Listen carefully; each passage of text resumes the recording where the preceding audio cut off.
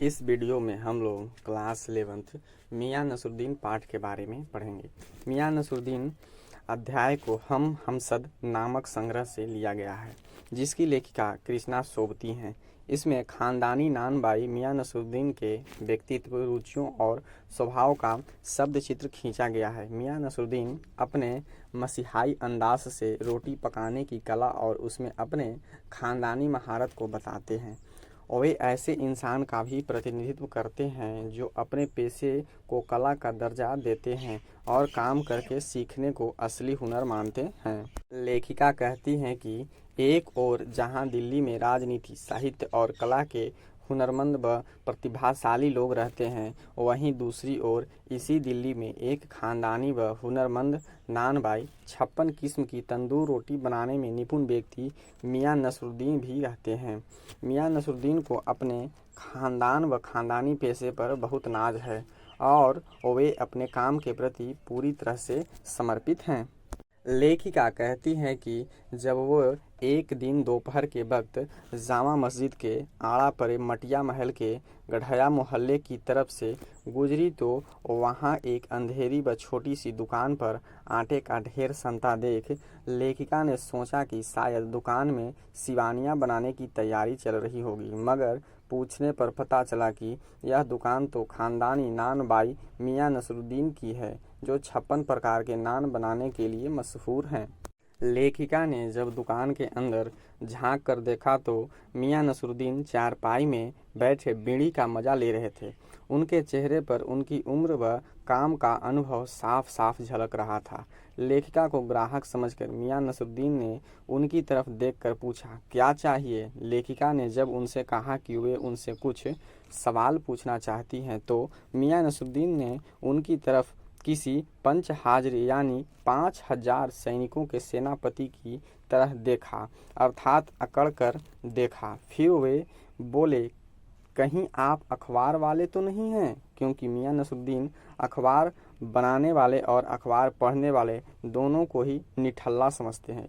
लेखिका के मना करने पर उन्होंने लेखिका से प्रश्न पूछने को कहा। इस पर लेखिका प्रश्न पूछती है कि उन्होंने इतने प्रकार की रोटियों को बनाने का हुनर कहाँ से सीखा। इस पर वे थोड़ा उखड़कर कहते हैं कि रोटियां बनाने का हुनर हमने कहीं से नहीं सीखा, ये तो हमारा खानदानी पेशा है। हमने जो भी सीखा अपने पिता और दादा से सीखा और उनकी मृत्यु के बाद हम दुकान में बैठने लगे। इसके बाद मियां नसरुद्दीन अपने दादा व पिता के नाम बताते हुए कहते हैं कि वे अनेक प्रकार की रोटियां बनाने के लिए बहुत मशहूर थे। लेखिका जब उनसे पूछती है कि क्या आपने पिता या दादा की कोई नसीहत उनको याद है, इस पर वे जवाब देते हुए कहते हैं कि काम करने से आता है, नसीहतों से नहीं। वे अपनी इस बात को एक उदाहरण के जरिए लेखिका को समझाते हुए कहते हैं कि बच्चा जब उस्ताद के साथ पढ़ने बैठता है तो वह उस्ताद की कही हुई बातों को दोहराता रहता है, मगर थोड़ी सी गलती होने पर उस्ताद की मार भी खाता है और इस तरह वह धीरे धीरे चीज़ों को सही तरीके से सीखता चला जाता है। इसके बाद वे कहते हैं कि एक दूसरी तरह की पढ़ाई भी होती है। लेखिका के यह पूछने पर कि दूसरी तरह की पढ़ाई कौन सी होती है, अब मियां नसरुद्दीन थोड़े दार्शनिक अंदाज में बताते हैं कि अगर किसी बच्चे का मदरसे में जाकर सीधे तीसरी कक्षा में दाखिला करा दिया तो वह बच्चा पहली और दूसरी कक्षा की शिक्षा कैसे हासिल करेगा। पहली और दूसरी कक्षाओं की शिक्षा ग्रहण करने के लिए उसे उन कक्षाओं में बैठकर पढ़ना पड़ेगा। इसी तरह मैंने भी शुरुआत में बर्तन धोना, भट्ठी जलाना आदि सीखा, फिर नानबाई बनने का हुनर सीखा। और वे कहते हैं कि तालीम की तालीम भी बड़ी चीज़ होती है। यहाँ पर तालीम की तालीम से मतलब है कि किसी हुनर को सीखने के लिए जाने वाले प्रशिक्षण के दौरान कैसा शिक्षण हुआ। प्रशिक्षण के दौरान शिक्षण भी महत्वपूर्ण है, क्योंकि शिक्षक व शिक्षा दोनों गुणवत्तापूर्ण होंगे तो प्रशिक्षण भी अच्छा ही होगा। लेखिका के शहर के और नान बाइयों के बारे में पूछने पर मियां नसरुद्दीन जोश में आकर कहते हैं कि शहर में तो बहुत सारे नान बाई मगर खानदानी कोई नहीं है। फिर वे अपने बुज़ुर्गों की प्रशंसा करते हुए कहते हैं कि उनके बुज़ुर्ग से बादशाह सलामत ने कहा कि मियाँ कोई ऐसी नई चीज़ बनाकर खिला सकते हो जो ना तो आग में पके और ना ही पानी में पके। लेखिका ने बड़ी हैरानी से मियां नसरुद्दीन से पूछा कि क्या आपके बुज़ुर्गों से ऐसी कोई चीज़ बनी। मियां नसरुद्दीन बोले, क्यों ना बनती साहेब, बनी भी और बादशाह सलामत ने खूब खाई और खूब सराही भी।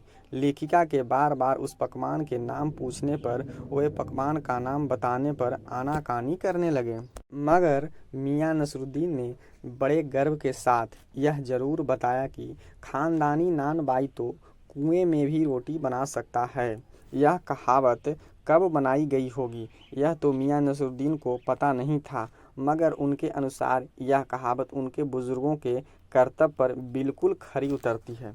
लेखिका ने मियां नसरुद्दीन से अगला सवाल किया कि आपके बुजुर्गों ने किस बादशाह के यहाँ शाही खासनामे का काम किया है। वे इस प्रश्न का जवाब देने के बजाय टालने लगते हैं, लेकिन लेखिका के यह कहने पर कि अगर वे दिल्ली के उस बादशाह का नाम बता देते जिनके यहाँ उनके बुजुर्गों ने काम किया है तो वे वक्त से वक्त मिला लेती। यहाँ पर वक्त से वक्त मिलाने का मतलब यह है कि अगर उन्हें बादशाह का नाम पता चल जाए तो वे आसानी से यह पता कर सकती हैं कि कौन से वर्ष में उनके बुजुर्गों ने बादशाह के यहाँ काम किया होगा। इस प्रश्न का जवाब वे जरा चिढ़ कर देते हुए कहते हैं कि वक्त को वक्त से किसी ने मिलाया है आज तक।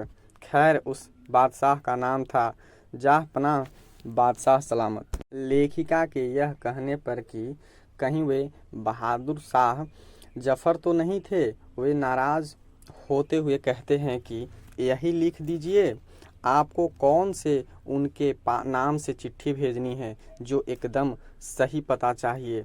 इसके बाद वे अपने कारीगर को आवाज़ लगाते हैं। लेखिका के यह पूछने पर कि क्या ये आपके शागिर्द हैं, उन्होंने जवाब दिया, नहीं, ये उनके कारीगर हैं जिनको वे 2 रुपये मन आटा और 4 रुपये मन मैदा गूंदने के देते हैं। लेखिका ने जब मियां नसरुद्दीन से यह जानना चाहा कि वे कितने प्रकार की रोटी बनाते हैं, इसके जवाब में वे कई प्रकार की रोटियों के नाम बताते हैं।